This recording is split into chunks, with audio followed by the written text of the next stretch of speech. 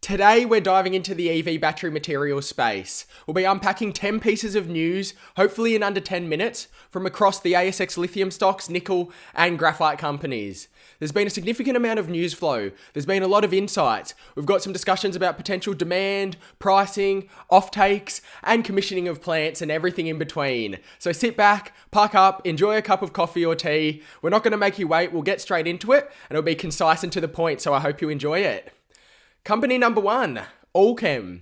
ASX AKE came as a result of the merger between Galaxy and Orocobre.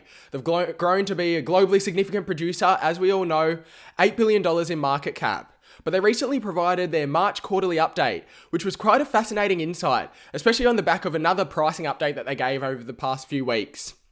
Having a look at the highlight here, across that top line, Allkem have plans to increase lithium production threefold by 2026, so that's over the next 5 years, while maintaining a 10% share of the global lithium market.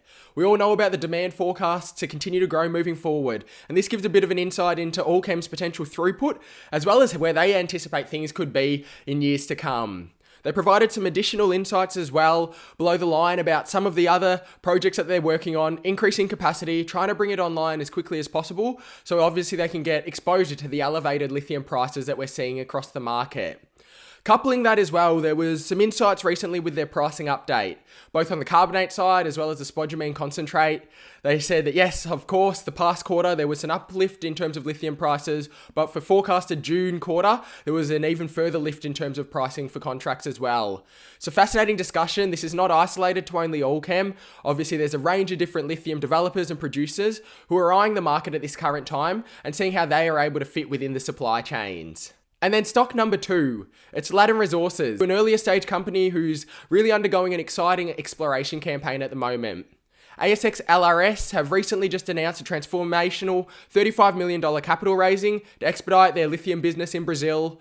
We know they've recently been providing some assay results with more to come. They've handed down drill holes 1, 2, 3, and 4, which were high-grade results, and investors are awaiting 5 and 6 over this upcoming period. But we can see here from some of the highlights, Ladin Resources have raised $35 million AUD. It's cornerstoned by a Canadian investor who have got significant insights and understanding in the electrification and decarbonisation end of the market, which obviously aligns fairly well with where LRS are looking to play. They're obviously looking to define a JORC resource as soon as they can and continuing to look at the other opportunities that they have within their diversified offering, as you can see here. As we go through this, it's 10 pieces of news in a condensed format straight at you. I'd love to know your thoughts on it all, so drop in a comment below. And of course, the standard discussion. I'm just a bloke on the internet who loves talking about the markets. Evidently, nothing we talk about is financial advice. The stocks we discuss, they're not buy recommendations. Hopefully, however, it is an interesting starting spot for you to go away and do your own research from.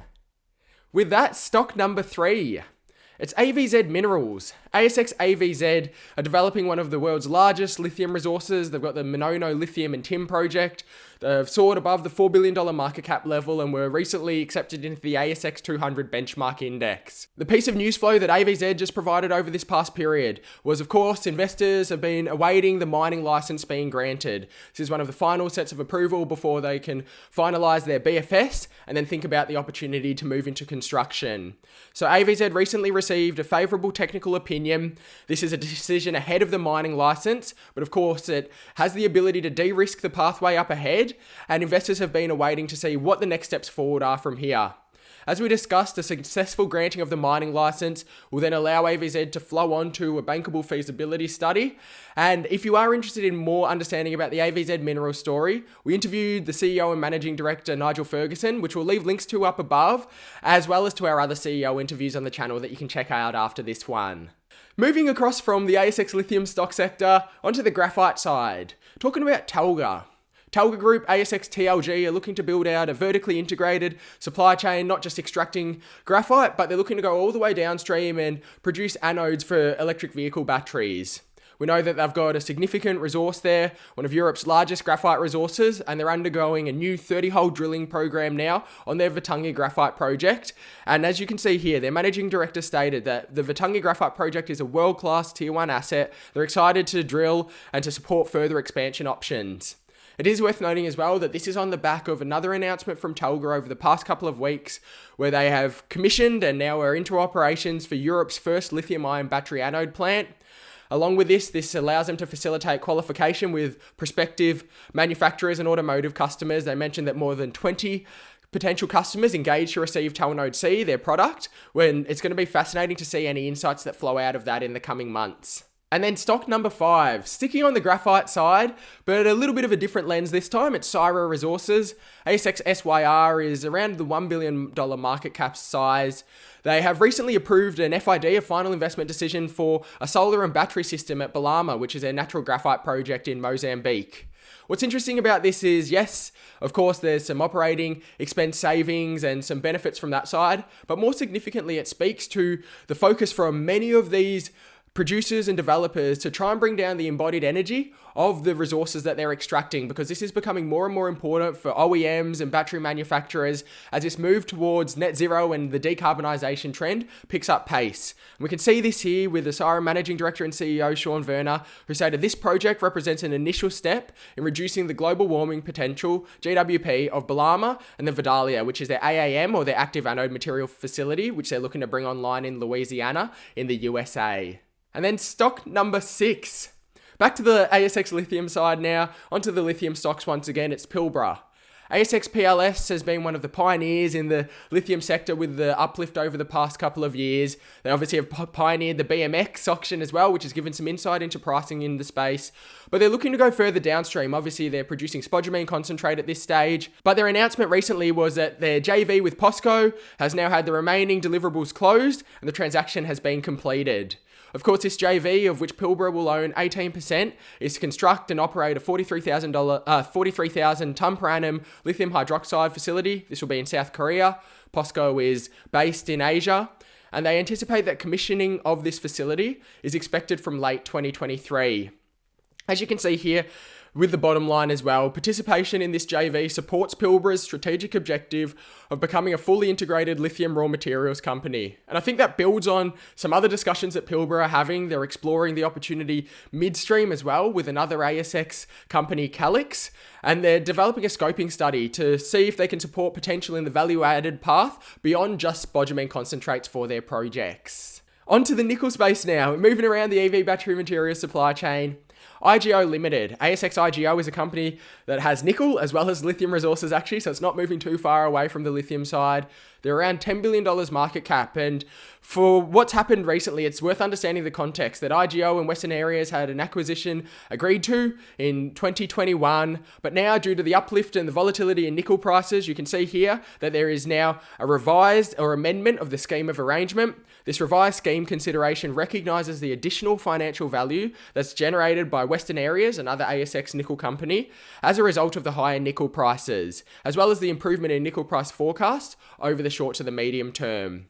What's interesting here, if you want to understand the numbers, the revised scheme consideration of $3.87, which is the revised scheme, represents a 15.2% increase to IGO's initial consideration, which was for $3.36 per Western Areas share. And then Jindalee Resources. ASX JRL is a company playing in and around that $250 million market cap space. Jindalee announces repositioning as a pure play US lithium company. To do that, they're going to be repositioning their flagship project, the McDermott Lithium Project in Oregon. It's actually one of the largest lithium projects in the USA. And now they've got their Australian assets, which they'll be separating through a demerger into a standalone vehicle listed on the ASX under the working name of Newco.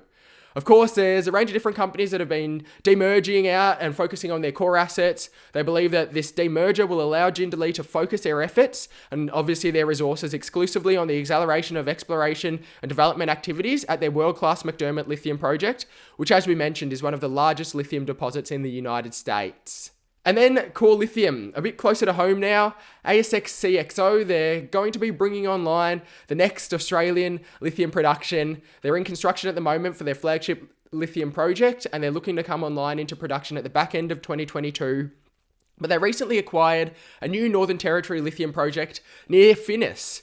You can see here some of the insights provided from CXO. While they're firmly focused on continuing to develop their Finniss lithium project, they're also excited about the opportunity for additional projects and the expected increases in resources from this deal, as well as their resource drill programs, of which they've been having a say results come through over the past period. And ultimately, they believe it should provide a strong platform for extending and expanding lithium production from the project as lithium prices continue to rise. And then on to Lake Resources. ASX LKE has recently signed a non-binding MOU with the global tier 1 company Ford. I'm sure everybody's familiar with Ford Motor Company. They don't need an introduction on that front.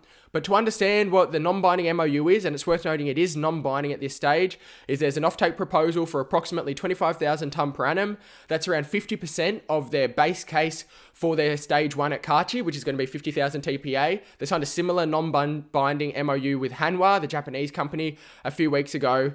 And ultimately, they're looking for a strategic collaboration, not just a transactional approach where they're hoping to have Ford and Lake to sit alongside this collaboration with Hanwha to fully develop a clean lithium supply chain to meet the global environmental demands for electric vehicles. And hearing further from their managing director, Steve Promnitz, he wrote, both Lake and Ford see this as an opportunity for a potential long-term agreement with the ability to scale up environmentally responsible production and participate in Lake's other projects to ensure high-quality lithium products are available to Ford.